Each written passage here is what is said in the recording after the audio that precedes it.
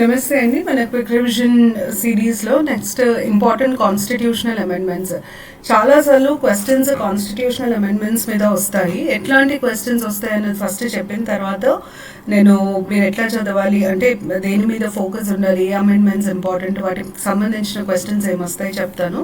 First ఏమేమి questions వస్తాయో అర్థం చేసుకుందాము. ఫస్ట్ వచ్చేసి which of the following have been provisions of the constitution when it commenced, which were later added? అంటే commencement constitution follow అవ్వడం మనం స్టార్ట్ చేసిన రోజు నుండి ఉన్న ప్రొవిజన్స్ ఏవి, ఒరిజినల్గా ఉన్న ప్రొవిజన్స్ ఏవి అది తెలియాలి. దాని తర్వాత యాడ్ అయిన ప్రొవిజన్స్, తర్వాత అమెండ్మెంట్ ద్వారా కాన్స్టిట్యూషన్లో చేర్చబడ్డ ప్రొవిజన్స్ తెలియాలి, యాడెడ్ తెలియాలి, వీటి క్రొనాలజీ తెలియాలి.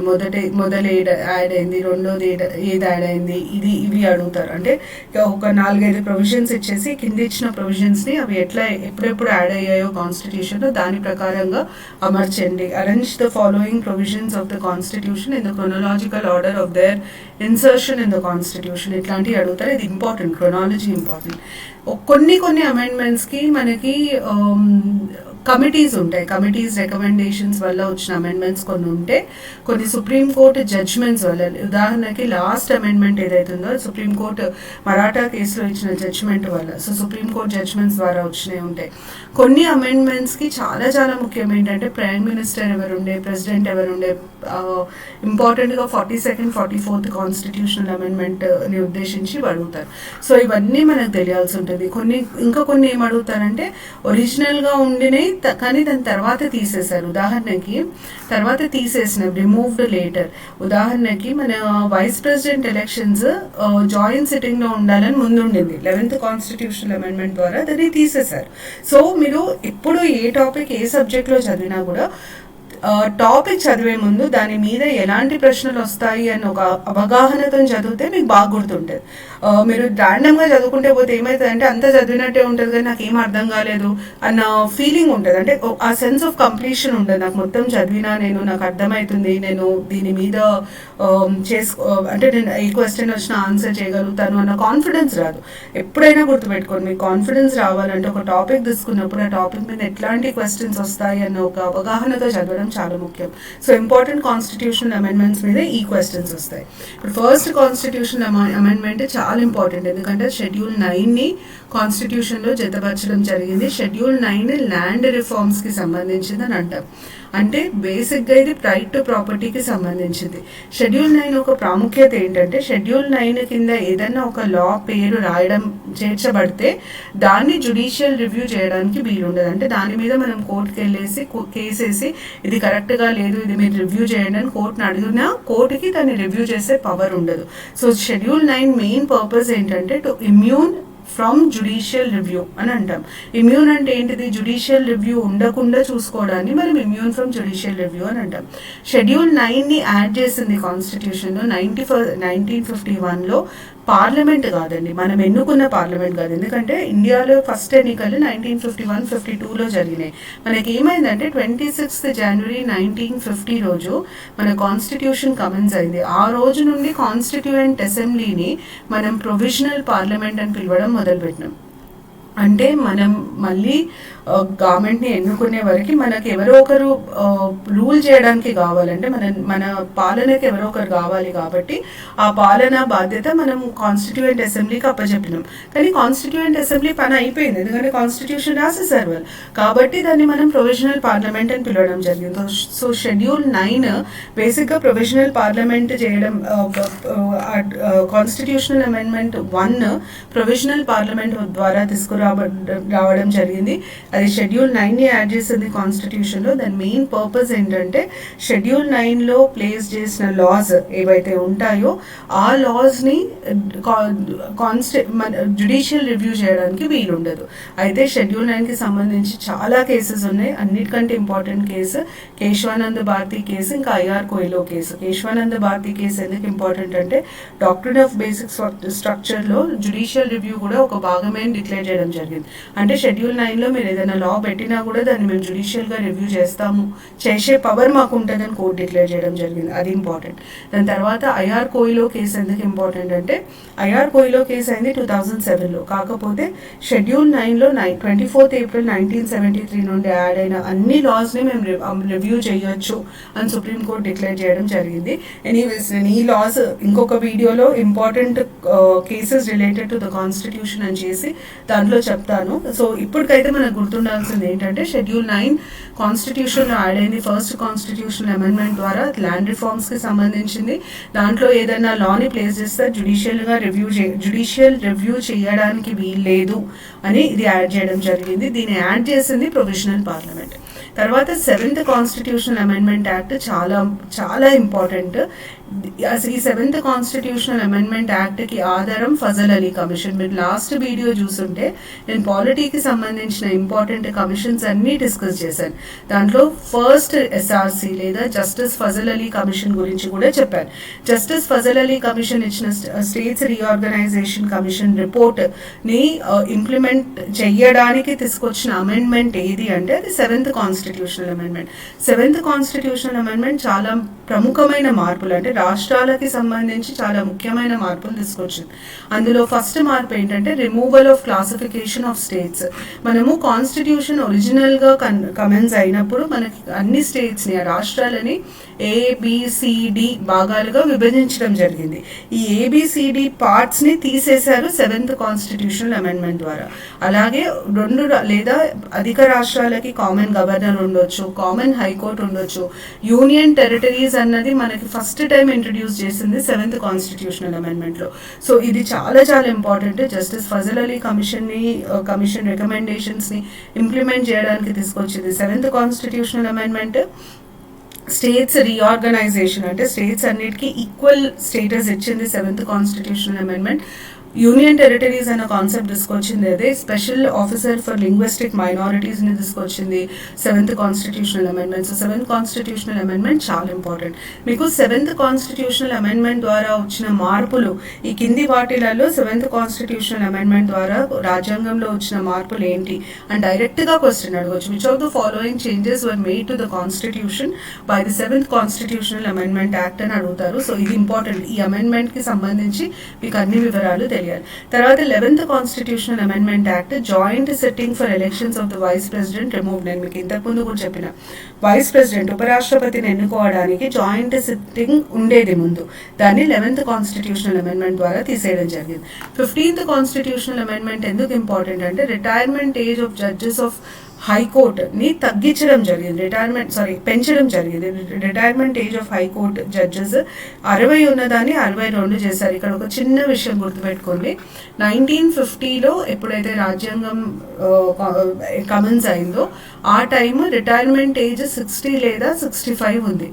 ఈ 2 ఏజెస్ ఉండే. మీకు ఇప్పుడు ఎక్కడెక్కడ 62 కనిపిస్తుందో అది అమెండ్మెంట్ ద్వారా జరిగింది అని గుర్తుపెట్టుకోవాలి. మొట్టమొదటిసారి ఎవరి రిటైర్మెంట్ ఏజ్ పెంచారు అంటే ఫస్ట్ హైకోర్టు జడ్జెస్ పెంచారు. దాని తర్వాత union state public service commission members age పెంచారు. So high court judges retirement age 60 to 62 years. ఏ కాన్స్టిట్యూషనల్ అమెండ్మెంట్? 15th amendment. తర్వాత 19th కాన్స్టిట్యూషనల్ అమెండ్మెంట్ చాలా important. It abolished election tribunals. ఇప్పుడు మనకి ఎన్నికలకు సంబంధించి చాలా గొడవలు ఉంటాయి. ఆ గొడవలు, ఆ డిస్ప్యూట్స్ అన్ని ఇప్పుడు మనం హైకోర్ట్స్కి, సుప్రీంకోర్టుకి తీసుకెళ్తున్నాం. కానీ అంతకుముందు రాజ్యాంగం వృద్ధిలోకి వచ్చినప్పుడు, కమెన్స్ అయినప్పుడు ఎలక్షన్ ట్రైబ్యునల్స్ అని సపరేట్గా వాటి కోసము ఒక వ్యవస్థ ఉండేది. ఆ వ్యవస్థని తీసేశారు. ఏ అమెండ్మెంట్ ద్వారా తీసేశారు అంటే 19th అమెండ్మెంట్ ద్వారా తీసేసి ఏం చేశారంటే ఎంపీ, ఎమ్మెల్యే, ఒక స్టేట్ ఎంపీ, ఎమ్మెల్యే, ఎమ్మెల్సీ ఎలక్షన్కి సంబంధించిన వివాదాలు అయితే ఆ స్టేట్ హైకోర్టుకి వెళ్ళొచ్చు. ఒకవేళ అది ప్రెసిడెంట్ కానీ వైస్ ప్రెసిడెంట్ ఆఫీస్కి సంబంధించి ఎలక్షన్ వివాదం అయితే అప్పుడు మనం సుప్రీంకోర్టు వెళ్ళొచ్చు అని చెప్పి ఇది పెట్టడం జరిగింది. ఎలక్షన్ ట్రైబ్యునల్స్ ప్లేస్లో ఇది పెట్టడం జరిగింది. తర్వాత 24th కాన్స్టిట్యూషనల్ అమెండ్మెంట్ చాలా చాలా ముఖ్యమైనది. ప్రెసిడెంట్ కంపల్సరీగా కాన్స్టిట్యూషనల్ అమెండ్మెంట్ బిల్లుని ఆమోదించాలి అని ఇన్సర్ట్ చేయడం జరిగింది 24th అమెండ్మెంట్. అంటే ఈ టైం నుండి ఇందిరాగాంధీ గారు ప్రైమ్ మినిస్టర్గా ఉండినారు, వారి టైంలో వచ్చిన అమెండ్మెంట్ ఇది. అంతకుముందు ఏమయ్యేదంటే 1971 కంటే ముందు ఏమయ్యేదంటే కాన్స్టిట్యూషనల్ అమెండ్మెంట్ ప్రెసిడెంట్ సైన్ చేయకపోవచ్చు అంటే అర్థం ఏంటి, వారి వీటో పవర్ వాడచ్చు అని అర్థం. కానీ 1971 ఈ 24th అమెండ్మెంట్ తర్వాత ఏమైందంటే ప్రెసిడెంట్ కాన్స్టిట్యూషనల్ అమెండ్మెంట్ మీద వీటో పవర్ వాడలేరు, అంటే నేను సైన్ చెయ్యను అని అనడానికి వీల్లేదు. అయితే మీరు గమనించాల్సిన విషయం ఏంటంటే ఈ అమెండ్మెంట్ ప్రెసిడెంట్ కాన్స్టిట్యూషనల్ అమెండ్మెంట్ బిల్లుని సైన్ చేయాలి అని చెప్తుంది, కానీ ఎంత టైం అన్నది చెప్పట్లేదు. So it only makes it mandatory for the president to sign a constitutional amendment bill. It does not specify the time period within which the president should sign. ఎంత సమయంలో president sign చేయాలి అన్న దాని మీద వివరణ లేదు, president sign చేయాలి అని మాత్రమే చెప్పడం జరిగింది. ఇది 24th అమెండ్మెంట్. దాని తర్వాత 26th అమెండ్మెంట్ ప్రివీ పర్సెస్ని తీసేసింది. ప్రివీ పర్సెస్ని తీసేయడము ఇందిరాగాంధీ గవర్నమెంట్ ఎకనామిక్ అచీవ్మెంట్స్లో ఒక ముఖ్యమైన ఘట్టం. అంటే ఇందిరాగాంధీ ప్రైమ్ మినిస్టర్ ఉన్నప్పుడు మన ఎకానమీలో చాలా పెద్ద మార్పులు మూడు అవుతాయి. ఫస్ట్ది ఏంటంటే నేషనలైజేషన్ ఆఫ్ బ్యాంక్స్. మీరు వినుంటారు, బ్యాంక్స్ని నేషనలైజ్ చేసింది ఇందిరాగాంధీ. సెకండ్, గరీబీ హటావో అన్న నినాదాన్ని తీసుకొచ్చింది తను. అంటే గరీబీ హటావో ఎందుకు దానికి ఉన్న ప్రాముఖ్యత ఏంటంటే మొట్టమొదటిసారి పావర్టీ పేదరికాన్ని ఒక లక్ష్యంగా తీసుకొని ఆ పేదరికాన్ని తీసేయాలి, పేదరికం మీద ఇప్పటి నుండి మేము దృష్టి పెడతాము అని చెప్పింది గరీబీ హటావో అన్న నినాదం. అందుకనే ఇది ఇంపార్టెంట్. థర్డ్, తను ప్రివీ పర్సెస్ని అబాలిష్ చేశారు. ప్రివీ పర్సెస్ అంటే ఏంటంటే రాయల్ పెన్షన్. అప్పుడున్న ప్రిన్స్లీ స్టేట్స్ వాళ్ళ రాజ్యాలని ఇండియన్ యూనియన్లోకి కలిపాయి కాబట్టి ఆ రాజులకి వాళ్ళు కలిపినందుకు వాళ్ళ బతుకు తెరువు కోసము ప్రభుత్వం ఇచ్చిన రాయల్ పెన్షన్ని మనం ప్రివీ పర్సెస్ అని అంటాం. నిజాం రాజు కూడా 7th నిజాంకి కూడా ఈ ప్రివీ పర్స్ వర్త్ ఇచ్చింది. ఆయన బతుకున్న రోజున ఆయనకు కూడా ఈ రాయల్ పెన్షన్ వచ్చింది. So abolition of privy purses ఎందుకు ఎకనామిక్ అచీవ్మెంట్ అంటే దానివల్ల గవర్నమెంట్కి చాలా ఫైనాన్షియల్ బర్డెన్ ఉండేది. మన దగ్గర 500+ ప్రిన్స్లీ స్టేట్స్ ఉండే. చాలా ప్రిన్స్లీ స్టేట్స్ ఇండియాలో కలిసినాయి. ప్రతి ప్రిన్స్లీ స్టేట్కి ఎంతో కొంత రాయల్ పెన్షన్ ఇవ్వాలి. రాయల్ పెన్షన్ అన్నప్పుడు కోట్లలో ఉండింది. ఉదాహరణకి నిజాంకి 1 crore రాయల్ పెన్షన్. ఆ కాలంలో 1 crore ఈ రోజు ఒక 50, 60, 100 crores ఈక్వల్. సో అంత ఫైనాన్షియల్ బర్డెన్ ఉంటుంది గవర్నమెంట్కి. కాబట్టి తీసేయడం ద్వారా ఫైనాన్షియల్ బర్డెన్ గవర్నమెంట్కి తగ్గింది. So abolition of privy purses 26th constitutional amendment act ద్వారా జరిగింది. కానీ దీని మీద క్రిటిసిజం కూడా ఉంది. అంటే మనం ఇచ్చిన మాట మనం నిలబెట్టుకోలేదు అన్న క్రిటిసిజం ఉంది. ఆ 2 sides ఆర్గ్యుమెంట్. మనం దాంట్లోకి వెళ్లకుండా 26th అమెండ్మెంట్ గుర్తుపెట్టుకోవడం ఇంపార్టెంట్. 35, 36 అమెండ్మెంట్ రెండు సిక్కింకి సంబంధించినవి. 35 అమెండ్మెంట్ ఏం చేసిందంటే సిక్కింకి అసోసియేట్ స్టేట్ అనే హోదాని కల్పించింది. సిక్కిం భారతదేశంలో ఒక భాగం కాదు, తర్వాత భారతదేశంలోకి చేరింది. అయితే ఆ చేరే క్రమంలో, ఆ చేరే టైం ఏదైతే ఉంటుందో, ఆ ట్రాన్సిషన్ పీరియడ్ ఏదైతే ఉంటుందో ఆ టైంలో మనం సిక్కింని అసోసియేట్ స్టేట్ లాగా గుర్తించాం. ఎప్పుడైతే ఆ ట్రాన్సిషన్ పీరియడ్ అయిపోతుందో అప్పుడు 36th అమెండ్మెంట్ ద్వారా దాన్ని ఒక పూర్తి భాగంగా, అంటే ఫుల్ ఫ్లెడ్జ్డ్ స్టేట్ లాగా కన్సిడర్ చేయడం స్టార్ట్ చేశాం. సో 35, 36 రెండు సిక్కింకి సంబంధించినవి కాబట్టి ఆల్రెడీ 2011లో జరిగిన 11-12 ఆ టైంలో జరిగిన గ్రూప్ 1 ప్రిలిమ్స్లో ఈ క్వశ్చన్ అడిగారు. తర్వాత 41st constitutional amendment SPSC state public service commission, joint public service commission chairman members retirement ఏజ్ని 60 నుండి 62 సంవత్సరాలకి పెంచుతున్నాము అని చెప్పి డిక్లేర్ చేయడం జరిగింది. 41st constitutional amendment. దాని తర్వాత నెక్స్ట్ 42nd, 44th. నన్ను మీరు అడిగితే అన్నిటికంటే కాన్స్టిట్యూషన్కి జరిగిన అతి ముఖ్యమైన సవరణ ఏంటి అని అడిగితే నా ప్రకారం 42nd అమెండ్మెంట్. 42nd అమెండ్మెంట్ కాన్స్టిట్యూషన్కి జరిగిన అన్ని సవరణలలో అతి ముఖ్యమైనది, అతి పెద్దది.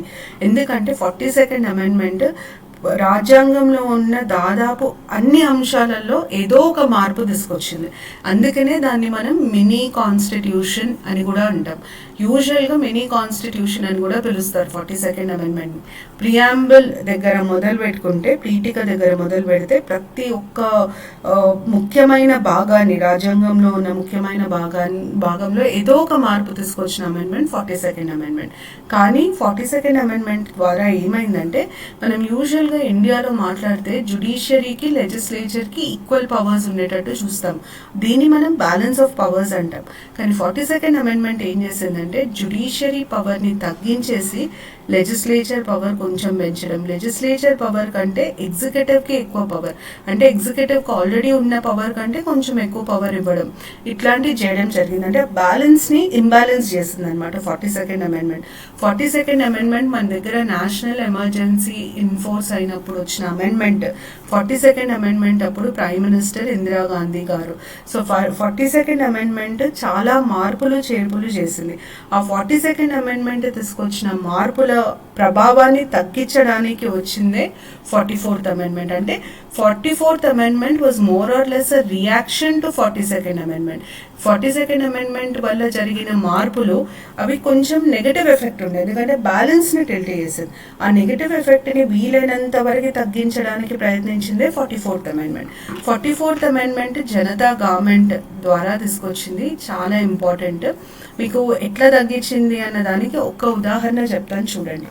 42nd అమెండ్మెంట్ ఏం చేసిందంటే, నేషనల్ ఎమర్జెన్సీ ఏదైతే ఉందో ఈ నేషనల్ ఎమర్జెన్సీని మీరు భారతదేశం మొత్తం మీద కాకుండా ఒక భాగంలో కూడా ఇంప్లిమెంట్ చేయొచ్చు అని చెప్పడం జరిగింది. అంటే నేషనల్ ఎమర్జెన్సీని ఇంప్లిమెంట్ చేయడానికి కండిషన్స్ ఏవైతే ఉంటాయో వీటిని సులభం చేసింది, ఈజీ చేసింది. ఇప్పుడు మీరు ఆలోచించండి, ఇండియా మొత్తంలో నేషనల్ ఎమర్జెన్సీ డిక్లేర్ చేయడం కష్టమా? ఇండియాలో ఒక భాగం మీద నేషనల్ ఎమర్జెన్సీ డిక్లేర్ చేయడం కష్టమా? ఇండియాలో ఒక భాగంలో నేషనల్ ఎమర్జెన్సీ డిక్లేర్ చేయడం ఈజీ, కానీ మొత్తం ఇండియాలో నేషనల్ ఎమర్జెన్సీ డిక్లేర్ చేయడం కష్టం. So 42nd amendment national emergency declare చేసే క్రమాన్ని ఈజీగా చేసింది. 44th అమెండ్మెంట్ ఏం చేసింది, ఆ ప్రొసీజర్ని కష్టంగా చేసింది. ఎలా కష్టం చేసింది అంటే, 44th అమెండ్మెంట్ ప్రకారం ప్రెసిడెంట్ నేషనల్ ఎమర్జెన్సీ డిక్లేర్ చేయాలంటే కంపల్సరీ క్యాబినెట్ రిటర్న్ రికమెండేషన్ ఉండాలి. క్యాబినెట్ లిఖితపూర్వకంగా అయ్యా ప్లీజ్ నేషనల్ ఎమర్జెన్సీ ఇంప్లిమెంట్ చేయండి అని రాష్ట్రపతికి చెప్తేనే రాష్ట్రపతి డిక్లేర్ చేయొచ్చు. అంతేగాని రాష్ట్రపతి ఆ క్యాబినెట్ రికమెండేషన్ లేదు డిక్లేర్ చేయలేరు, అది కష్టం. క్యాబినెట్ రికమెండేషన్ అంటున్నాం, మొత్తం క్యాబినెట్ రికమెండ్ చేయాలి, సంతకాలు పెట్టాలి.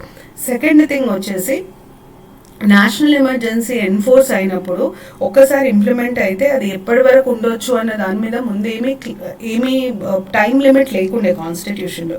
కానీ 44th అమెండ్మెంట్ ఏమంటుందంటే, నేషనల్ ఎమర్జెన్సీ ప్రెసిడెంట్ డిక్లేర్ చేసిండు, దాన్ని పార్లమెంట్ ఆమోదించింది. ఆమోదించిన తర్వాత ఈ ఆమోదం 6 నెలలు మాత్రమే వర్తిస్తుంది. మళ్ళీ 6 నెలల తర్వాత మీరు ఒకవేళ ఆమోదం ఇంకా కంటిన్యూ అవ్వాలి అనుకుంటే కంపల్సరీగా మళ్ళీ మీరు పార్లమెంట్ దగ్గర నుండి ఆమోదం తీసుకోవాలి. అంటే President has declared national emergency. Parliament has approved this declaration. The approval is applicable only for 6 months. 6 months tarvata if you want to continue national emergency, again you have to take an approval from parliament. So mottam procedure ni implementation of national emergency, declaration of national emergency రెండింటిని difficult చేసింది 44th amendment. Declaration of national ఎమర్జెన్సీని easy చేసింది 42nd amendment. 44th అమెండ్మెంట్లో ఉండే దాదాపు అన్ని అంశాలు 42nd అమెండ్మెంట్కి reaction లాగా ఉండే. అందుకనే మీరు చూడండి కాన్స్టిట్యూషన్లో ఎక్కడెక్కడైతే 42nd అమెండ్మెంట్ అయి ఉంటుందో ఖచ్చితంగా అక్కడ 44th అమెండ్మెంట్ ఉంటుంది. సో ఇది 42nd 44th అమెండ్మెంట్కి ఉన్న రిలేషన్షిప్. తర్వాత 52nd కాన్స్టిట్యూషనల్ అమెండ్మెంట్ 10th షెడ్యూల్ని కాన్స్టిట్యూషన్లో జతపరచడం జరిగింది. 10th schedule anti defection law, party ఫిరాయింపు చట్టానికి సంబంధించింది. So 52nd constitutional amendment party ఫిరాయింపు చట్టానికి సంబంధించిన అమెండ్మెంట్. ఇది చాలా ముఖ్యమైనది, మీ సిలబస్లో డైరెక్ట్గా ఇవ్వడం జరిగింది, ఇది మీరు గుర్తుపెట్టుకోవాలి. తర్వాత 61st కాన్స్టిట్యూషనల్ అమెండ్మెంట్ ఓటింగ్ ఏజ్ని తగ్గించడం జరిగింది. అంటే మనకి ఓటింగ్ ఏజ్ ముందు 21 years ఉండే, 21 years నుండి 18 years చేయడం జరిగింది. ఇది ఆర్టికల్ 326లో మార్పును తీసుకొచ్చింది. అని మీరు ఇంకొక విషయం గుర్తుపెట్టుకోవాల్సింది ఏంటంటే ఫస్ట్ టైం 18 సంవత్సరాల వయసు ఉన్న వ్యక్తులు ఏ ఎలక్షన్స్లో ఓటేశారు అంటే 1989 ఎలక్షన్స్లో ఓటేశారు. ఇది ఇంతకుముందు అడిగిన ప్రశ్న, ఇది ఇంపార్టెంట్. తర్వాత 69th కాన్స్టిట్యూషనల్ అమెండ్మెంట్ యాక్ట్ 1992 ఇదేం చేసిందంటే ఢిల్లీ అనే ఈ ప్రాంతాన్ని తిరిగి తనకు ఒక కొత్త పేరు ఇచ్చింది, national capital territory of Delhi. Delhi chief minister, council of ministers, Delhi అసెంబ్లీకి సంబంధించిన అమెండ్మెంట్ 69th కాన్స్టిట్యూషనల్ అమెండ్మెంట్. దాని తర్వాత 73rd 74th constitutional amendments. 73rd amendment పంచాయత్లకు సంబంధించింది. 74th అమెండ్మెంట్ వచ్చేసి మున్సిపాలిటీస్కి సంబంధించింది. 73rd 74th constitutional amendment act అందరికీ ఇంపార్టెంట్, అందరికంటే ఎక్కువ గ్రూప్ 2, గ్రూప్ 4. గ్రూప్ 4లో అయితే లాస్ట్ టైం అయిన ఎగ్జామ్స్లో టీఎస్పీఎస్సీలో దగ్గర ఒక 5 to 6 క్వశ్చన్స్ ఉంటే 73rd 74th అమెండ్మెంట్ మీద వచ్చినాయి. ఏపీపీఎస్సీలో కూడా మీకు పంచాయత్ సెక్రటరీస్ గ్రూప్ 3 అంటే ఎంత లోకలైజ్డ్ పోస్ట్ అయితే అంత ఎక్కువ ఇంపార్టెంట్ ఇవి అనమాట. So 73rd 74th amendment schedule 11, schedule 12 add చేయడం జరిగింది. ఇది పార్ట్ 9లో వస్తుంది. పంచాయత్ అన్నది ఇది పార్ట్ 9.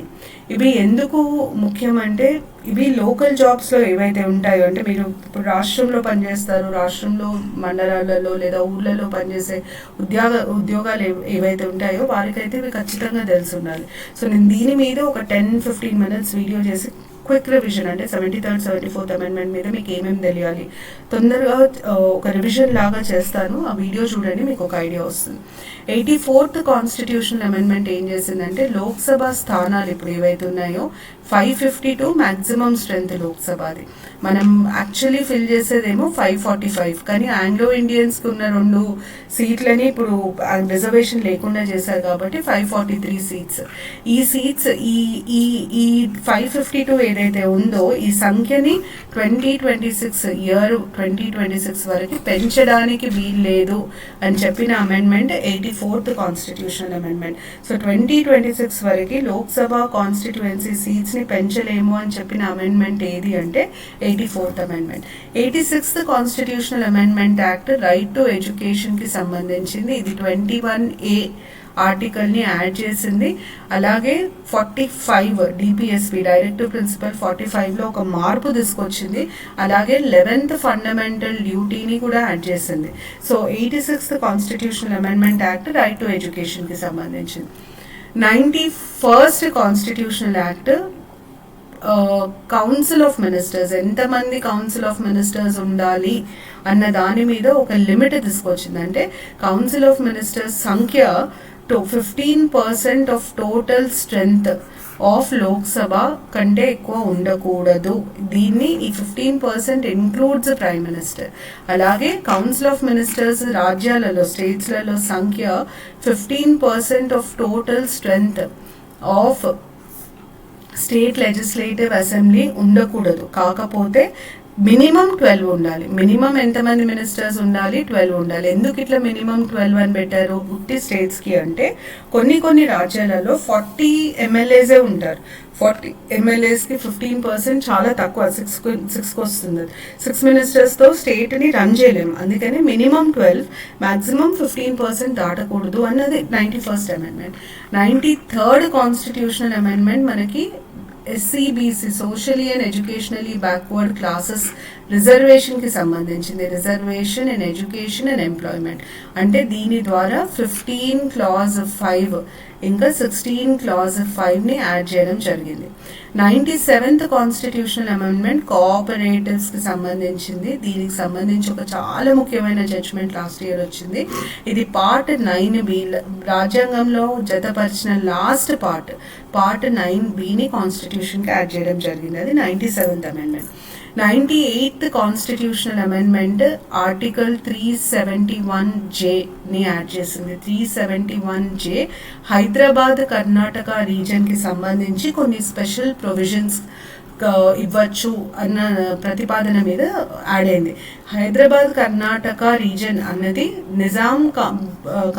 నిజాంలో భాగమైన కర్ణాటక ప్రాంతం దాన్ని హైదరాబాద్ కర్ణాటక రీజన్ లాగా గుర్తిస్తారు. అది మోస్ట్ బ్యాక్వర్డ్. సో ఆ బ్యాక్వర్డ్నెస్ పోవడానికి గవర్నర్కి కొన్ని స్పెషల్ పవర్స్ ఇచ్చుకుంటూ తీసుకొచ్చింది 98th amendment. 99th constitutional amendment చాలా ముఖ్యమైనది ప్రస్తుత పరిస్థితులలో, కరెంట్ అఫైర్స్లో ఇంపార్టెంట్. బికాజ్ అది ఎన్జేఏసీ నేషనల్ జ్యుడిషియల్ అపాయింట్మెంట్ కమిషన్కి సంబంధించింది. ఎన్జేఏసీ అన్నది ఒక 6 సభ్యుల బాడీ. ఈ బాడీని ఎందుకు ప్రతిపాదించారంటే ప్రెసిడెంట్ జడ్జెస్, సుప్రీంకోర్టు హైకోర్టు జడ్జెస్ని అపాయింట్ చేసేటప్పుడు ప్రెసిడెంట్కి రికమెండ్ చేయడానికి బాడీని ప్రతిపాదించడం జరిగింది. మీరు వార్తలలో చూడండి, జ్యుడిషియల్ అపాయింట్మెంట్స్ చాలా చాలా డిస్కషన్లో ఉన్నాయి. అంటే జ్యుడిషియల్ అపాయింట్మెంట్స్ ఎట్లుండాలి, కొలేజియన్ సిస్టమ్ ఉండాలి, కొలేజియన్ సిస్టమ్ ఉండకూడదు, ఇవన్నీ ఆర్గ్యుమెంట్స్ జరుగుతున్నాయి.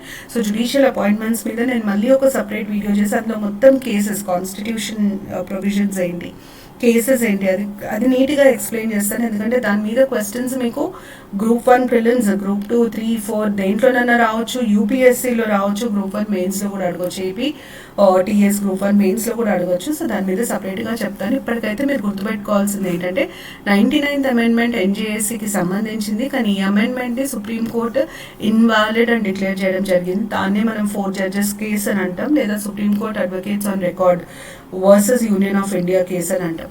తర్వాత 100th constitutional amendment Indo Bangla land border అగ్రిమెంట్కి సంబంధించింది. ఇండియా ఇంకా Bangladesh land border treaty sign చేశారు. దానికి సంబంధించిన అమెండ్మెంటే 100th కాన్స్టిట్యూషనల్ అమెండ్మెంట్. 101 మళ్ళీ ఇంపార్టెంట్ అండి. ఇది జిఎస్టీకి సంబంధించింది. 2016లో దీన్ని చేయడం జరిగింది. 2017 జూలై 1 నుండి జిఎస్టీ ఇంప్లిమెంట్ అవ్వడం జరిగింది. సో మీరు ఫెడరలిజం లేదా financial relations between centre and state చదివినప్పుడు ఖచ్చితంగా 101 అమెండ్మెంట్ మీద కొంచెం ఇండెప్త్గా చదవాలి. లేదా నేను ఇంకొక సపరేట్ వీడియోలో ఈ 101 అమెండ్మెంట్ గురించి చెప్తాను.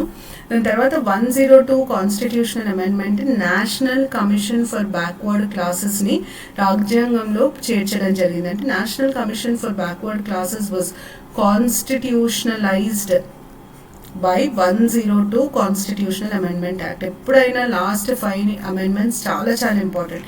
ఈ నేషనల్ కమిషన్ ఫర్ బ్యాక్వర్డ్ క్లాసెస్ని ఆర్టికల్ 338B కింద యాడ్ చేయడం జరిగింది. 338 ఏమో national commission for SC, 338A national commission for ST, 338B national commission for BC. So ఇక్కడ యాడ్ చేయడం జరిగింది. Same national commission for SC ఎస్టీకి ఏవేవైతే కాన్స్టిట్యూషనల్ ప్రొవిజన్స్ ఉన్నాయో అవే నేషనల్ కమిషన్ ఫర్ బీసీకి కూడా అప్లై అవుతాయి. ఇది కాకుండా ఆర్టికల్ 342A కూడా యాడ్ చేశారు. ఆర్టికల్ 342A ఏమంటదంటే ఒక కమ్యూనిటీని బీసీ లాగా గుర్తించాలంటే అది ప్రెసిడెంటే గుర్తించాలి అని చెప్పి చెప్తుంది. అంటే 341 ఏమంటదంటే ఒక కమ్యూనిటీని ఎస్సీ లాగా గుర్తించాలంటే ప్రెసిడెంట్ డిక్లేర్ చేయాలి, కమ్యూనిటీని ఎస్టీ లాగా గుర్తించాలంటే ప్రెసిడెంట్ డిక్లేర్ చేయాలన్న 342A బీసీ రికగ్నిషన్కి సంబంధించింది. అయితే ఈ 342A మనకి ఎందుకు ఇంపార్టెంట్ అంటే 342Aని బేస్ చేసుకొని సుప్రీంకోర్టు మరాఠా రిజర్వేషన్ చెల్లదు అని చెప్పింది. దాని తర్వాత మళ్ళీ మనకు 105 కాన్స్టిట్యూషనల్ అమెండ్మెంట్ యాక్ట్ వచ్చింది. అందుకనే 342A important. 103rd constitutional amendment వచ్చేసి ఎకనామికల్లీ వీకర్ సెక్షన్స్ రిజర్వేషన్కి సంబంధించింది.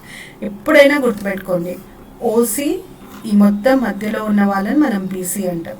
తర్వాత ఎస్సీ, ఇంకా కాకుండా మనకి ఎస్టీ. ఎస్సీ రిజర్వేషన్ ఎప్పుడైనా కాస్ట్ బేస్డ్, ఇప్పుడున్న ప్రస్తుత రిజర్వేషన్.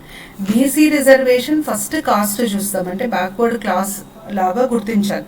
తర్వాత క్రీమీ నాన్ క్రీమీ, మీరు వినుంటారు, క్రీమీ నాన్ క్రీమీ అంటారు. Creamy non creamy layer reservation అంటే బీసీస్కి సంబంధించిందని మీకు గుర్తుండాలి. ఓసీకి వచ్చేసరికి EWS economically weaker section reservation అన్నది ఓసీస్కి మాత్రమే వర్తిస్తుంది. అంటే అసలు రిజర్వేషన్ల కింద ఎప్పుడు ఎలాంటి రిజర్వేషన్ లేని ఏ కమ్యూనిటీస్ అయితే ఉంటాయో దాంట్లో ఎకనామికల్గా వీక్ ఉన్న వాళ్ళకి ఈ రిజర్వేషన్ వర్తిస్తుంది. ఎస్టీకి ఏమో కమ్యూనిటీ బేస్డ్, నువ్వు ఏదైనా ఎస్టీ కమ్యూనిటీ నుండి ఉంటే రిజర్వేషన్ వస్తుంది. సో ఇట్లా రిజర్వేషన్ మన ఇండియాలో ఇంప్లిమెంట్ అవుతుంది. 103rd constitutional amendment act 15 clause 6 ఇంకా 16 clause 6ని యాడ్ చేశాయి. 15 clause 6 ఎడ్యుకేషన్కి సంబంధించింది, 16 clause 6 ఎంప్లాయ్మెంట్కి సంబంధించింది. అయితే ఇక్కడ కాన్స్టిట్యూషన్ ఏమంటుందంటే మ్యాక్సిమం 10% రిజర్వేషన్ వారికి ఇవ్వచ్చు. మ్యాక్సిమం, కంపల్సరీ 10% కాదు, 10% వరకు వెళ్ళొచ్చు. ఇంకొక ఇంపార్టెంట్ ముఖ్యమైన విషయం ఏంటంటే 103rd కాన్స్టిట్యూషనల్ అమెండ్మెంట్ సెంట్రల్ గవర్నమెంట్కి సంబంధించి కంపల్సరీ, అంటే సెంట్రల్ గవర్నమెంట్ జాబ్స్ కానీ సెంట్రల్ గవర్నమెంట్ ఎడ్యుకేషనల్ ఇన్స్టిట్యూషన్స్లో కానీ కంపల్సరీగా ఇంప్లిమెంట్ చేయాలి. స్టేట్ గవర్నమెంట్కి ఇది కంపల్సరీ కాదు, మ్యాండేటరీ కాదు. స్టేట్ గవర్నమెంట్కి ఫ్రీడమ్ ఉంది, వాళ్ళు డిసైడ్ చేసుకోవచ్చు, వాళ్ళు ఈడబ్ల్యూఎస్ రిజర్వేషన్ ఇవ్వచ్చు, ఇవ్వకపోవచ్చు. సో ఈ డీటెయిల్స్ 103 కాన్స్టిట్యూషనల్ అమెండ్మెంట్కి సంబంధించి ఇంపార్టెంట్.